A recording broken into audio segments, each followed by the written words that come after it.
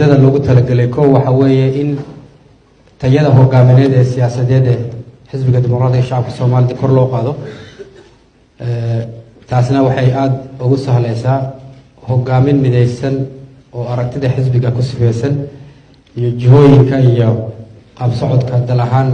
ka socdona si buuxda aqoon dheeraad u leh isbedelka deegaankana garanaya isbedelka iyo reformka deegaankana sidoo ku wari lahaa natiijo ballaaran deegaanka ka faa'iideysiga shacabka sidii loo xaqiijin lahaa kartida hogaamineed in kor loo qaado weeye taas daraadeed waxaanu qabanqaabinay tababaro isdaba joog ah maalmahan oo dhan socon doona maanta waxaan ka bilaabaynaa hogaaminta sare weeye hogaaminta sare xisbiga dimuqraadiga shacabka Soomaaliya Itoobiya kadibna qaab dhismeedka heer degmo kadibna qaybaha kala duwan ee bulshadana wacyigelin iyo tababaro ballaaran baa loo sameyn doonaa dhalinyarada aqoon-yahanka diaspora haweenka dhammaan qaybaha kala duwan ee bulshada kadibna ilaa heer degmo ilaa heer qabale baa loo dhaadhicinayaa geesta kalena hadda madaxweynaha dowladda deegaanka Soomaalida mudane Mustafa Maxamed Cumar ayaa waxa uu ka warbixiyay muhiimadda uu tababarkani leeyahay sida la socotaan dalka waxa ka dhacay isbedelkaas heer deegaan lagu saameeyay isbedeladaas hadda socday badankoodu waxay ahayd kuwa la xiriiray dhanka ballaarinta political space in la ballaariyo dimuqraadiyadda xuquuqul insaanka xorriyadda qowlka arrimo la xiriira dalka dhacay taasina waxay keentay isbedello maaragtay runtii wanaagsan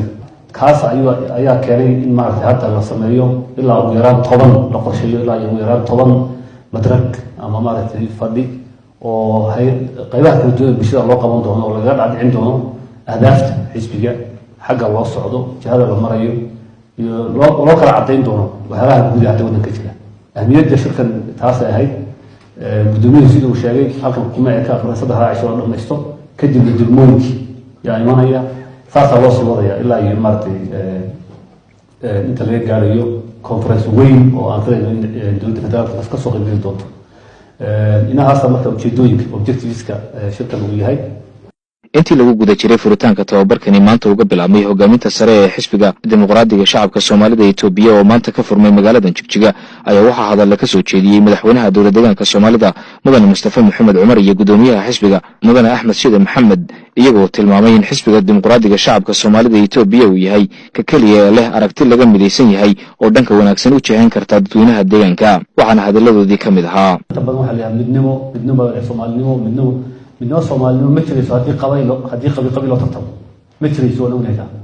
cid walba meel yar oo wadato oo inta halkan aniga la weheleysa cid walba in horboodo oo hawsheeda la wada weheleysa marka saas weey sababta loo leeyahay fikir ahaan urur Soomaali oo ka muuqato u baa ummadda hogaamin kara hadii kale tafaraad baa imanaya ururka barnaamijkiisu wuxuu ahaa kow in Soomaali oo dhan ay ku midoodo oo la isugu yimaado marka barnaamijka ugu horeeya ururkan waa kaas weey Soomaali oo dhan ka muuqato hookan dadka fadhiya ayaa tusaale ka ah in ururkan uu yahay ururka kaliya Soomaali mideenka waxaan filayaa in adkaan doonto urur kale oo magac qabiil sheeganaya inuu isu keeno dad saa u kala duwan intuu hool qabsado waa adkaan doontaa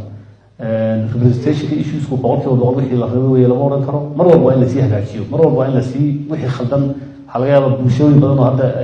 ka muuqan meesha jiri kara waa in la soco oo mar walba la aqoon karayo laakiin fikir ahaan dadka Soomaaliya deegaanka degan dhammaan ha ka muuqdaan maamulka ka muuqdaan waxa wada yeeshaan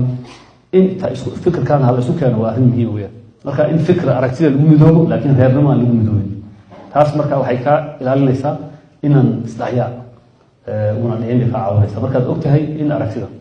waxaanu ogsoonahay xisbiga dimuqraadiga shacabka Soomaalida sida loo aasaasay waa xisbiga kalita dhammaan Soomaali oo dhan si wada jir ah ee u dhistay way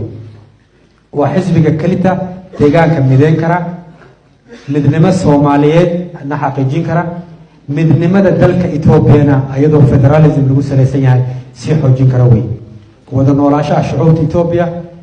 midnimada ummadda Soomaaliyeed xisbiga kalita si buuxda u hanan kara oo hogaamin kara waa xisbiga dimuqraadiga shacabka Soomaalida way marka taas daraadeed in xisbinimadeena qabiilka aan ka sarreysina loo baahay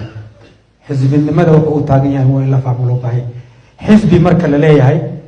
hogaamintii xisbiga soo hogaamin jirtay macnaheedu ma xisbigu waa program waa direction waa xeer hoosaadkiisa weey hogaaminta xisbiga markay isbedesho siday wax u bedeli karaan isbedelka deegaanka ka jira kalita idinku filan kabineetkan madaxweynaha cusub waxa dhisay waa xisbigan wada waxa dhisay xisbigan baa qiimeeyay marka xisbiga ummadda Soomaalida si hogaamin